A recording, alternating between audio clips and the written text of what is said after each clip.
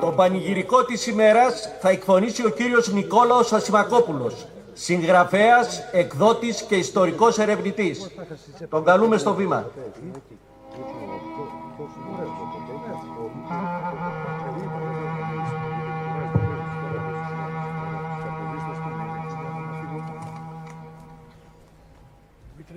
Κυρίες και κύριοι, επειδή τις προσφωνήσεις τις έκανε ο κύριος Αντιπεριφερειάρχης, θα μπω κατευθείαν στο θέμα. Οι Σουλιώτες ήταν πάντοτε αδούλωτοι και ελεύθεροι. Από το 1721 έως το 1803 κατανίκησαν όλους τους Τουρκαλβανούς πασάδες που πήγαν να τους εξοντώσουν. Και ο Αλή Πασά στις 3 εκστρατείες που έκανε εναντίον τους ποτέ δεν κατάφερε να τους νικήσει. Μάλιστα, κατά τη δεύτερη εκστρατεία του το 1792, με τα βίας γλίτωσε την αιχμαλωσία, γιατί έπαθε τέτοια πανολεθρία που έσκασε 2 άλογα μέχρι να φτάσει στα Γιάννενα. Όμως στην τρίτη πολιορκία, το 1800, όταν ο Αλή Πασάς κατάλαβε ότι δεν μπορούσε να τους νικήσει με καταμέτωπον επιθέσεις, γι' αυτό λοιπόν έχτισε 12 μικρά φρούρια σε όλες τις διόδους γύρω από το Σούλι, ώστε να μην μπορούν να φέρνουν με τα άλογα και τα μουλάρια τους πολεμοφόδια και τροφές από την Πάργα και να αναγκαστούν να συνθηκολογήσουν. Και δυστυχώς μετά από 3 χρόνια πολιορκίας, το Δεκέμβριο του 1803 συνθηκολόγησαν. Έτσι λοιπόν στις 12 Δεκεμβρίου του 1803 οι φάρες των Τζαβελαίων, των Δρακαίων, των Ζερβαίων, των Ζαρμπαίων, των Καλογυραίων, των Δαγκλαίων και των Πανομαραίων, καθώς και άλλων μικρότερων φαρών που αποτελούσαν κυρίως τα 2 τρίτα του πληθυσμού του Σουλίου, έφυγαν για την Πάργα. Οι φάρες όμως των Κουτσονικαίων, Μπουσμπαίων, Φωτομαραίων, Μαλαμαίων, Καραμπιναίων, Μποτσαίων, Τζορτζαίων και μικρών άλλων φαρών πίστηκαν στις υποσχέσεις του δόλιου Αλή Πασά και πήγαν να εγκατασταθούν στο Ζάλογκο της επαρχίας Λάμαρης σαν αρματολοί, όπως πριν από 4 χρόνια είχαν πάει οι Μποτσαρέοι στο αρματολίκι των Τζουμέρκων με έδρα το Βουργαρέλι. Όμως τραγικά γεγονότα συνέβησαν εκείνες τις στιγμές στο Κούγκι. Ο ηρωικός καλόγερος Σαμουήλ, ο οποίος ήταν επιφωτισμένος να παραδώσει την πυρητιδαποθήκη στους Τουρκαλβανούς, όταν κατάλαβε από τις απειλές των Τουρκαλβανών ποια τραγική μοίρα τον περίμενε και τι φρικτά βασανιστήρια θα του επιφύλασε ο τύραννος, έβαλε φωτιά στην πυρητιδαποθήκη και τους ανατείναξε όλους, και τους εχθρούς και τους λίγους Σουλιώτες, και το όνομά του έγινε θρύλος σε όλη την Ελλάδα. Αλλά ο Αλή Πασάς παρασπόνδισε πριν γίνει η ανατείναξη του Κουγκίου. Έστειλε το Σιλιχτάρι Πότα με 4.000 Τουρκαλβανούς να χτυπήσουν τη φάλαγγα των Σουλιωτών, τη μεγάλη φάλαγγα που πήγαινε προς την Πάργα. Ευτυχώς ο Σιλιχτάρης Πότας καθυστέρησε εσκεμμένα, γιατί αντιδρούσε με το σχέδιο του Αλή Πασά, και μόλις έφτασαν οι Τουρκαλβανοί κοντά στην Πάργα, είχε προλάβει το μεγαλύτερο μέρος της φάλαγγας να μπει στην Πάργα, και μετά από τη στεναρή αντίσταση του Φώτου Τζαβέλα και του Δήμου Δράκου, που σκότωσαν αρκετούς Τουρκαλβανούς της εμπροστοφυλακής, κατάφεραν και μπήκαν στην Πάργα και μετά από λίγες μέρες έφυγαν για την Κέρκυρα. Οι φάρες όμως των Σουλιωτών που πήγαν στο Ζάλογκο είχαν τραγική μοίρα. Στις 18 Δεκεμβρίου του 1803 ο δόλιος Αλή Πασάς πήρε, σύμφωνα με τον Λάμπρο Κουτσονίκα, 15.000 Τουρκαλβανούς και το γιο του Βελί και πάρα πολλούς Τουρκαλβανούς, μπέιδες και αγάδες, και περικύκλωσε το Ζάλογκο. Οι φωνικές συγκρούσεις ξεκίνησαν 9 η ώρα το πρωί και μέχρι τα μεσάνυχτα. Όμως κατά τη διάρκεια των ημερήσιων συγκρούσεων 63 Σουλιώτισσες που είχαν καταφύγει σε έναν παρακείμενο βράχο που σήμερα λέγεται Σεφάνι, αφού περικυκλώθηκαν από τους Τουρκαλβανούς, προτίμησαν το θάνατο αντί τη σκλαβιά και την ατίμωση. Έτσι, αφού πιάστηκαν χέρι-χέρι, άρχισαν να χορεύουν και να πέφτουν μία-μία στον κρεμό μαζί με τα παιδιά τους. Ο ηρωισμός και η αυτοθυσία τους συγκίνησαν ολόκληρη την ανθρωπότητα και το όνομά τους έγινε παγκόσμιος θρύλος.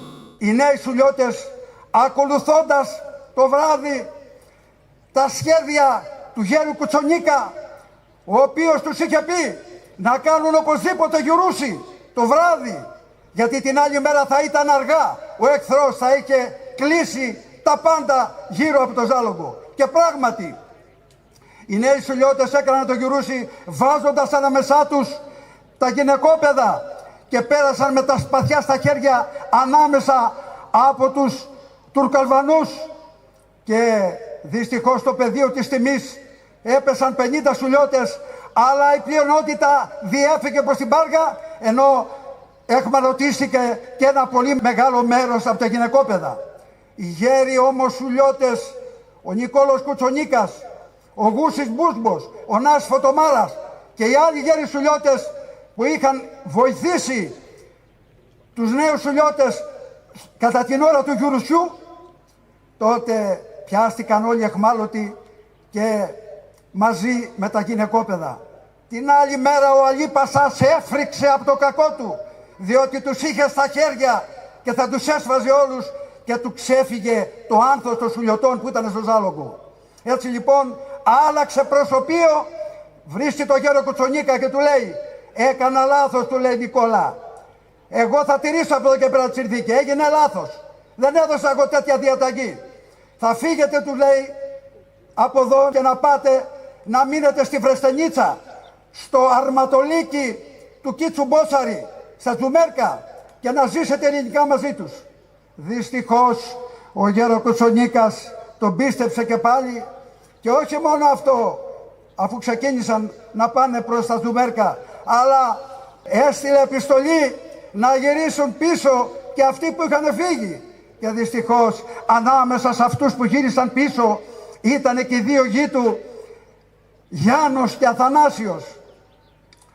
Όταν όμως έφτασαν στο Βουλγαρέλι, ο Κίτσος Μπότσαρης ειδοποιήθηκε από το Λεοντάρι Παλάσκα για τα σατανικά σχέδια που είχε ετοιμάσει ο δόλιος τύραννος για να τους φάξει όλους, και επειδή σε εκείνη την περιοχή δεν μπορούσε να αντιτάξει αντίσταση, έφυγαν όλοι μαζί με τις φάρες του Ζαλόγκου, συνολικά 1148 ψυχές, εκ των οποίων μόνο 500 ήταν οι μάχημοι.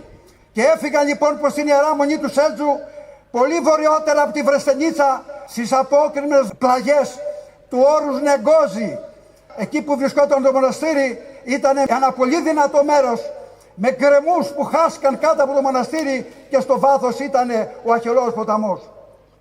Άρχισαν λοιπόν να ετοιμάζουν τα ταμπούρια τους και περίμεναν την κάθοδο του εχθρού. Και πράγματι, στις 12 Ιανουαρίου του 1804, 10.000 Τουρκαλβανοί με αρχηγούς τον Άγο Βασιάρη και Μπεκίρ Τζογαδόρο έφτασαν στη Βρεστενίτσα και στις 15 Γενάρη έκαναν το μεγάλο γιουρούσι και στα δύο μεγάλα οχυρώματα των Σουλιωτών. Οι Σουλιώτες όμως τους περίμεναν και τους κατατρόπωσαν, αφήνοντας στο πεδίο της μάχης του Τουρκαλβανοί 100 νεκρούς και διπλάσιους τραυματίες. Όταν είδε ο Μπεκίρ Τζογαδόρος και ο Άγος Βασιάρης ότι ήταν πάρα πολύ δύσκολο και θα είχαν μεγάλες απώλειες αν συνέχιζαν τις κατά μέτωπον επιθέσεις, απεφάσισαν να κάνουν στενή πολιορκία, ώστε εάν στερηθούν τα πολεμοφόδια και οι τροφές να αναγκαστούν να παραδοθούν. Έτσι λοιπόν η πολιορκία διήρκεσε μέχρι τον Απρίλιο του 1804. Και στις 21 Απριλίου έγινε ένα τραγικό συμβάν. 3.000 Τουρκαλβανοί, σύμφωνα με τον Λάμπρο Κουτσονίκα πάντα, του Μπεκίρ Τζογαδόρου, κατάφεραν να περάσουν από απόκρημνα μονοπάτια τα οποία τους απεκάλυψε ο προδότης Γεώργιος Κύριος και μπόρεσαν και χτύπησαν το μικρό ταμπούρι στα βορειότερα μέρη που είχε μόνο 36 σουλιώτες με αρχηγούς το Λάμπρο Γούση και το Λεοντάρι Παλάσκα. Μετά από λίγες ώρες το ταμπούρι έπεσε και έτσι λοιπόν όλος αυτός ο χήμαρος των 3.000 Τουρκαλβανών κατηφόρησε προς την Ιερά Μονή του Σέλτζου που ήταν τα γυναικόπαιδα και στο μοναστήρι αρχηγός των ολίγων ανδρών ήταν ο γιος του Κίτσου Μπότσαρη Γιάννης και των γυναικών η 18χρονη Λένο, κόρη του Νότι Μπότσαρη. Όταν λοιπόν είδαν από τα δύο μεγάλα ταμπούρια, ο Νότης Μπότσαρης και ο Κίτσος Μπότσαρης και οι άλλοι σουλιώτος-οπλαρχηγοί, ότι πλέον είχαν περικυκλωθεί από παντού, φεύγουν από τα ταμπούρια και κάνουν γιουρούσια επάνω στους Τουρκαλβανούς και άρχισε να γίνεται η τελευταία μάχη μέχρι σε Σχάτων, σώμα με σώμα, και εκεί δυστυχώς, αφού ήταν περικυκλωμένοι από παντού, ξεκληρίστηκαν όλες οι φάρες των σουλιωτών και την τελευταία στιγμή κατάφερε ο Κίτσος Μπότσαρης που είχε μαζί του το 14χρονο Μάρκο και τη μικρή κόρη του Μάρο με λίγους άνδρες του να κρυφτούν σε μια σπηλιά την οποία τους υπέδειξαν οι Αντωνακαίοι από τη Βρεστενίτσα που τους είχαν βοηθήσει στον πόλεμο από τους Τουρκαλβανούς, αλλά και οι Κωσιβακαίοι από το χωριό Μπότσι. Έτσι λοιπόν οι 50 αυτοί που μπήκαν μέσα στην σπηλιά ήταν μαζί και οι Κωσιβακαίοι και οι Αντωνακαίοι, έμειναν 5 μέρες. Και όταν την 5η μέρα βγήκαν από τη σπηλιά, το θέαμα που αντίκρισαν ήταν τρομακτικό. Πάνω από 1.000 σουλιώτες αποκεφαλισμένοι κοίτονταν γύρω-γύρω από το μοναστήρι και γύρω-γύρω από τα ταμπούρια. Ο Νότης Μπότσαρης είχε τραυματιστεί σε 4 σημεία και πιάστηκε εχμάλωτος.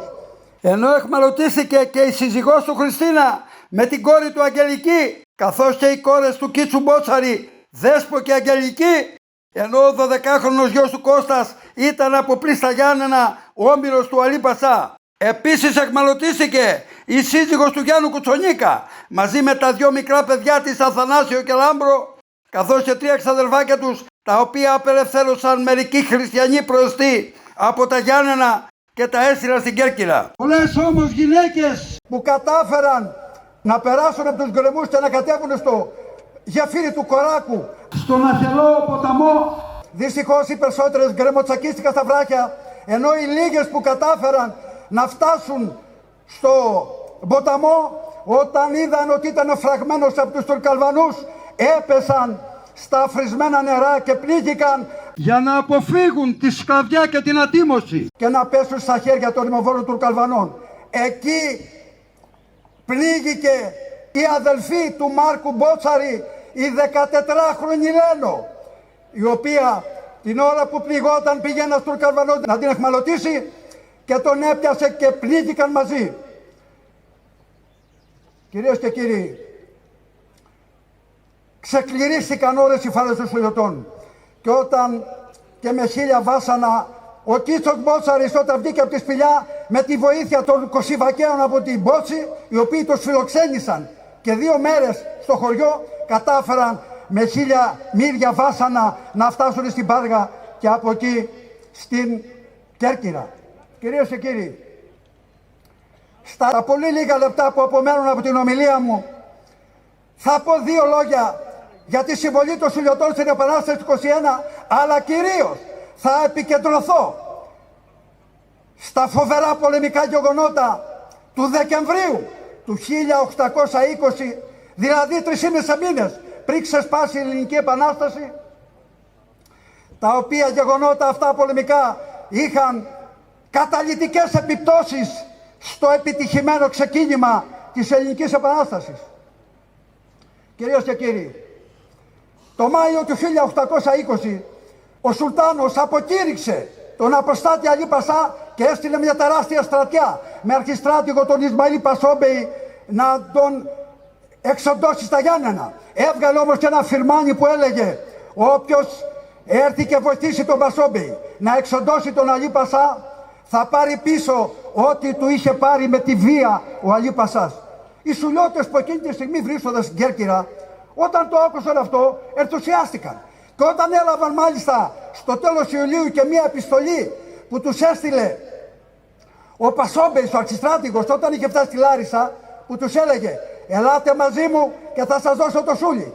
Έφυγαν λοιπόν 350 σουλιώτες και μετά ήρθαν κι άλλοι, και όταν έφτασε ο Πασόμπεϊς στο τέλος Αυγούστου στα Γιάννενα, άρχισαν την πολιορκία. Έλα όμως, όταν άκουσαν οι αβυσαλαίοι εχθροί των σουλιωτών, οι τσάμιδες, ότι στο στρατοπεδό τους ήταν οι σουλιώτες, εξεμάνησαν και έστειλαν τελεσίγραφο στον Πασόμπεϊ και του είπαν «Τώρα που τους βρήκαμε εδώ, τώρα πρέπει να τους εξοντώσουμε όλους». Ο Πασόμπεϊς δεν μπορούσε να παραβεί το φιρμάνι του Σουλτάνου. Θορυβήθηκε, αλλά δεν μπορούσε και να πάει κόντρα στους τσάμιδες, γιατί 10.000 ντουφέκια ήταν αυτά. Έτσι λοιπόν τους καιροπέταγε, αλλά μετά από τις επίμονες απαιτήσεις των τσάμιδων, στο τέλος Νοεμβρίου του 1820 κάνουν μια σύσκεψη ο Πασόμπεϊς με τους Πασάδες και λένε θα τους διώξουμε στην Κέρκυρα, θα τους πυρώσουμε τα ναύλα, αλλά το μυστικό σχέδιο ποιο ήτανε? Όταν φτάσουν στα παράλια να τους περικυκλώσουν και να τους φάξουν όλους.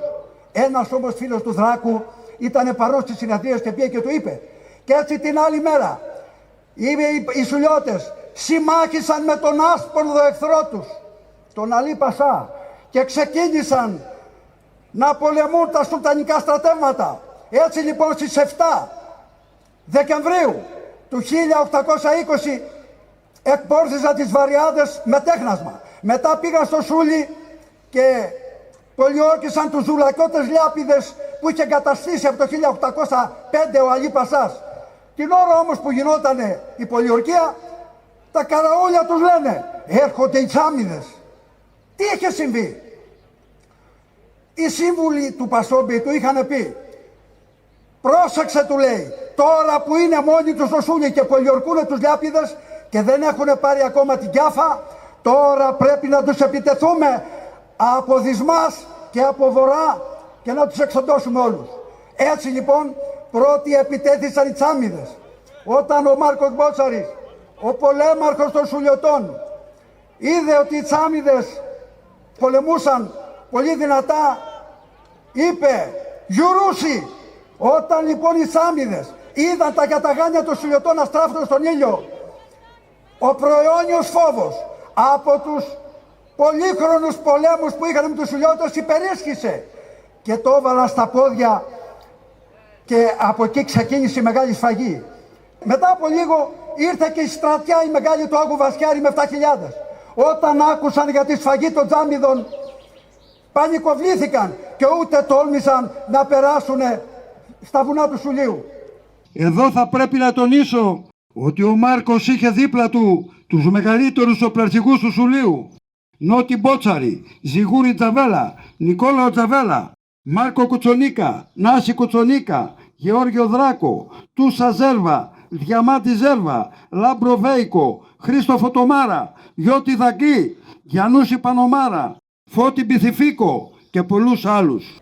Στις 20 του μήνα ο Νικόλαο Τζαβέλας με νυχτερινό Γιουρούσι κατατροπώνει 1.200 γκέγκιδες στο χωριό Θεριακίσι, και στις 22 του μήνα ο Μάρκος Μπότσαρης πιάνει τους κοψάδες, σκοτώνει 200 υπείς που φύλαγαν μια μεγάλη φωτιοπομπή και παίρνει όλα τα φορτώματα για το Σούλι. Δίπλα όμως ήταν τα 5 πηγάδια. Όταν έμαθαν οι Τουρκαλβανοί για τις σφαγές και για τις νίκες του Μάρκο Μπότσαρη, εγκατέλειψαν τα 5 πηγάδια και έφυγαν πανικόβλητοι για τα Γιάννενα. Και έτσι ο Μάρκος πιάνει τα 5 πηγάδια. Και όταν μετά από λίγες μέρες ο Μάρκος κατατρόπωσε στα 5 πηγάδια 2 πασάδες με 5.000 Τούρκους, όχι Τουρκαλβανούς, γιατί οι Τουρκαλβανοί είπαν στον Πασόμπεϊ δεν πάνε εναντίον του Μάρκου στα 5 πηγάδια. Και έτσι λοιπόν αφού τους κατατρόπωσε, έφυγαν οι 2 πασάδες πανικόβλητοι για τα Γιάννενα. Ας δούμε όμως τώρα ποιες ήταν οι επιπτώσεις αυτών των 3 μεγάλων νικών την κρίσιμη εκείνη περίοδο, 3,5 μήνες πριν από την έναρξη της Ελληνικής Επανάστασης. Πρώτη επίπτωση, όταν άκουσε ο Σουλτάνος ότι μια χούφτα σουλιώτες κατανίκησαν 3 στρατιές του, εξοργίστηκε σε τέτοιο βαθμό που έκανε το μοιραίο λάθος. Ποιο ήταν αυτό το μοιραίο λάθος? Ανακάλεσε τον καλύτερο στρατηγό του, το διαβόητο Χουρσίτ Πασά, που είχε στείλει πριν από 1 μήνα στην Τρίπολη για να καταπνίξει την επικείμενη Ελληνική Επανάσταση, διότι κάτι είχαν πέσει στα αυτιά του Σουλτάνου. Και έτσι λοιπόν, πάρε, του λέει, τη στρατιά σου και φύγε να αντικαταστήσει τον ανάξιο Πασόμπη, τον οποίον αργότερα και αποκεφάλισε. Δεύτερη επίπτωση, μόλις άκουσε ο Αλή Πασάς, που εκείνη τη στιγμή βρισκόταν σε δεινή και οδυνηρή θέση. Θα μου πείτε γιατί το λέτε αυτό? Διότι το Δεκέμβριο του 1820 είχαν φύγει από τον Αλή Πασά όλοι οι πρωτοκλασσάτοι μπέιδες. Ο Μέρ Βριώνης, Μπεκίρ Τζογαδόρος, Ταχύρ Αμπάζης, Άγος Μουχουρδάρης, Δερβής Χασάνης κλπ. Και είχαν πάει με τον Πασόμπεϊ και είχαν μείνει μέσα δευτεροκλασσάτη και ήταν θέμα ημερών να ανοίξουν τις πύλες και να κοπεί το κεφάλι του. Όμως συνέβη κάτι το φοβερό. 3 μπέιδες μέσα από το στράτευμα του Πασόμπη που είχαν πάει μαζί του, επειδή δεν τους έκανε πασάδες, φύγανε και λένε στον Αλή Πασά: ερχόμαστε σε σένα με 700 Τουρκαλβανούς. Όχι, τους λέει ο Αλή Πασάς, θα φύγετε τώρα και θα πάτε στο Σούλι και θα κάνετε συμμαχία με τους Σουλιώτες. Και πράγματι οι υπογραφές πέσανε της συμμαχίας στις 15 Γενάρη του 1821 και από εκεί ξεκίνησε ο θρύλος των Σουλιωτών. Κατανίκησαν σε 16 μάχες ο Μάρκος καθ' όλη τη διάρκεια του 1821 και το όνομά του έγινε θρύλος σε όλη την Ελλάδα. Αλλά αυτές οι νίκες τι κάνανε? Ισχυροποίησαν τον Αλή Πασά, ώστε καθήλωσε για 1 χρόνο εκεί τα σουλτανικά στρατεύματα, και όταν ξεκίνησε η Ελληνική Επανάσταση 40.000 σκληροτράχυλοι Τουρκαλβανοί πολεμιστές ήταν στα Γιάννενα και δεν είχαν κατέβει στην Πελοπόννησο. Όταν όμως ο Χουρσίτ το Νοέμβριο του 1821 κατάφερε να σπάσει τη συμμαχία των Σουλιωτών με τους μπέιδες αυτούς που είχαν συμμαχίσει μαζί τους, το μάθαν οι δευτεροκλασσάτοι που ήταν μέσα στο κάστρο, ανοίξανε τις πύλες και το κεφάλι του Αλή Πασά κόπηκε στις 24 Γενάρη του 1822. Και εκεί που περίμεναν, τελειώνω σε λίγο, και εκεί που περίμεναν όλοι η μεγάλη στρατιά να φύγει για την Πελοπόννησο και να κάψει και να κυριεύσει τα πάντα, οι τσάμιδες πάλι τα μπήξανε και του λένε την Πασά: όχι, εάν δεν συνθηκολογείς με τους Σουλιώτες δεν ερχόμαστε μαζί σου.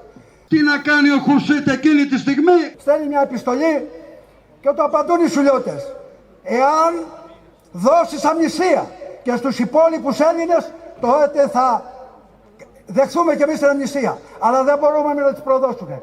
Και ξεκινάει λοιπόν το Μάιο ο Χουρσίτ, μεγάλη εκστρατεία, και εκεί γίνανε οι περίφημες μάχες Αγίου Δονάτου, Ζαβρούχου, Αβαρίκου, Χωνίων, Κιάφας και η περίφημη νυχτομαχία της Αμμονίβας. Και εκεί κατατροπώθηκαν και ξεφτυλίστηκαν τα στρατεύματα του Χουρσίτ, ο οποίος τους αποκαλούσε δειλούς. Και όταν ήρθε το Φιρμάνι που τον έστελε στη Λάρισα για να φύγει για την Πελοπόννησο, έβαλε αρχιστράτηγο τον Ομέρ Βριώνη.